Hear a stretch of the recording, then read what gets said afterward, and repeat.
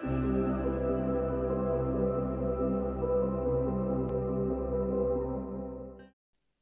friend was interested in purchasing these two paintings you see here. However, I unfortunately got rid of the one on the left as I gave it away. Today I'm going to try and make a replica of one of these to go as a pair together. We all know in fluid art that's pretty hard to accomplish, but we're going to try anyway. Stay tuned at the end to see if I accomplish this goal.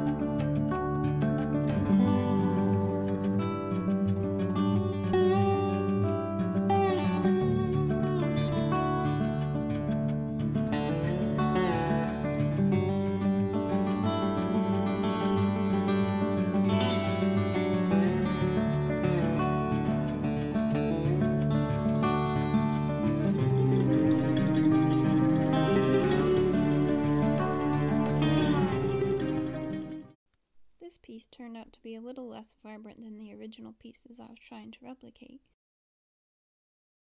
The orange isn't quite as bright as the originals, but overall I actually like the more muted colors a little bit better in this one. I'll just try again until I can make another matching piece.